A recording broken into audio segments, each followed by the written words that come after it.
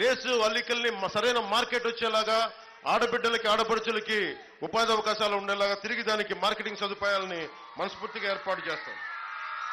ముఖ్యంగా ఆక్వా పరిశ్రమ, ఎవరైనా సరే నీళ్లలో మునిగిపోతున్న వ్యక్తులకి చెయ్యి అందజేస్తాం, పైకి లాగుతాం. కానీ ఆక్వా రైతుల కష్టాలకి జగన్ ఒకటే చేశాడు. కష్టంగా ఉంది, హెల్ప్ చేయండి అంటే, సహాయం చేయండి అంటే ఓ గుదిబండ వాళ్ళు మెడక్ కట్టి ముంచేశాడు జగన్.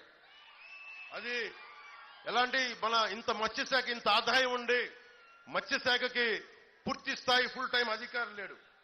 చంద్రబాబు గారి హయాంలో, తెలుగుదేశం హయాంలో కనీసం 150 రూపాయల యూనిట్కి, మనకి ₹1.50 యూనిట్కి ఉన్న కరెంటు ధరని ఇందాక చెప్పిన గుదిబండ జగన్ చేసింది ఏంటంటే ₹5 వరకు పెంచి ఆక్వా రైతుని సంపూర్ణంగా నష్టాల్లోకి పంపించేశాడు. అలాగే మనకి రొయ్య పిల్లల తయారీ, రొయ్య హ్యాచరీస్ ని యూనిట్కి ₹8 పెంచేశారు. అలా ఆక్వా పరిశ్రమని ఆధారపడ్డ నర్సాపురం, పశ్చిమ గోదావరి జిల్లాలన్నింటినీ సమూలంగా ముంచేశాడు జగన్. 2019 నుంచి ఇప్పటికి సీడ్ రేటు దాదాపు ₹1100 పెరిగింది.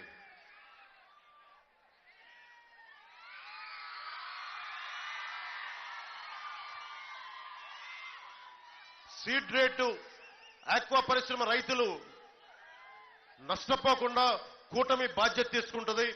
మీ అందరికీ లాభసాటి ధర ఉండేలాగా, గిట్టుబాటు ధర ఉండేలాగా ఇప్పుడులాగా ప్రతి 100 రొయ్యలకి మీకు దాదాపు ₹50 నష్టపోతున్నారు. ఆ నష్టాలు కలగకుండా మేము మీకు అండగా ఉంటాం ఆక్వా రైతులందరికీ. ఎక్కడో national fisheries development board Hyderabad లో ఉంది, పక్కన పెట్టుకొని కూడా కర్ణాటక రైతాంగం తీసుకుంటుంది. కానీ ఆంధ్రప్రదేశ్ ఆక్వా రైతాంగం దానికి ఈ ప్రభుత్వం అండగా లేదు. ముఖ్యంగా గుజరాత్ తర్వాత 974 కిలోమీటర్ల తీర ప్రాంతం మనది.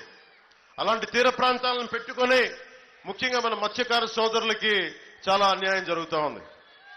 అందుకే ఈ రోజున నర్సాపురం ఎందుకు బొమ్మిడి నాయకర్ గారిని పెట్టామంటే ఒక నర్సాపురం కోసం కాదు, 974 కిలోమీటర్ల తీర ప్రాంతంలో ఉన్న ప్రతి మత్స్యకార సోదరులకి, ఇన్లాండ్ ఫిషరీస్ చేసే ప్రతి ఒక్కరికి ప్రతినిధి మా పార్టీ తరపు నుంచి, వారి తరపున ఒకటే మాటిస్తున్న మత్స్యకార సోదరులందరికీ, మీ భవిష్యత్తులో మీకు ఉపాధి అవకాశాలు కానీ లేదంటే మీకు ఆర్థిక పరిపుష్టి కానీ చేకూర్చేలాగా నేను సంపూర్ణమైన బాధ్యత నేను తీసుకుంటాను. ఇది వ్యక్తిగతంగా, కూటమితో పాటు నేను వ్యక్తిగతంగా బాధ్యత తీసుకుంటా ఉన్నాను.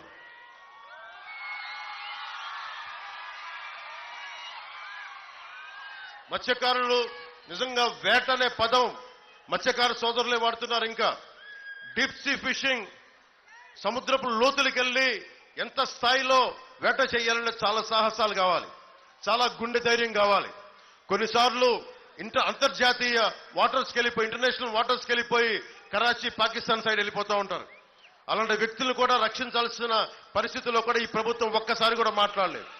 నేను ప్రత్యేకించి నాకున్న కనెక్షన్స్ తోటి నేను చాలాసార్లు ఢిల్లీకి మెసేజ్లు పంపించి మత్స్యకారులకి అండగా ఉండేలా చాలాసార్లు నేను పంపించాను. సత్ఫలితాలు ఇచ్చింది. ఎందుకు చెప్తున్నానంటే నేను కేవలం ఒక రాష్ట్రం కోసం కాదు, మీ అందరి భవిష్యత్తు కోసం కేంద్రం అనేది ఎంత అవసరమో మీకు చెప్తాను.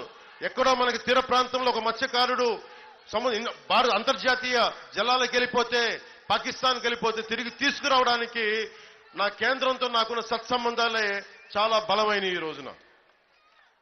అలాగే 70 లక్షల మత్స్యకార కుటుంబాల కోసం ఇదే మన నర్సాపురంలో జీవో 217 70 లక్షల మత్స్యకార కుటుంబాలు ఆర్థికంగా దోచేసుకోవడానికి జగన్ ప్లాన్ వేస్తే, మనకి నాయకర్ గారు పాదయాత్ర చేసి దాన్ని నర్సాపురంలో ముగిస్తే, నర్సాపురంలో బలమైన సభ ఏర్పాటు చేసి జీవో 217ని చించేసాం ఆ రోజున. ఎందుకంటే మత్స్యకార సోదరులకి బలంగా ఉన్నామని చెప్పడానికి, భవిష్యత్తులో 217 అనేది రాగానే రద్దు చేస్తాం, అది మీకు సంపూర్ణ హామీ ఇస్తున్నాం. అలాగే నర్సాపురం నియోజకవర్గంలో 51 మత్స్యకార సొసైటీలు ఉన్నాయి. ఒక్క సొసైటీ కూడా లోన్ లేదు. నేను రాగానే, ప్రభుత్వం రాగానే, ఎన్డీఏ కూటమి రాగానే ప్రతి సొసైటీకి తిరిగి లోన్లు వచ్చేలాగా బాధ్యత తీసుకుంటాం.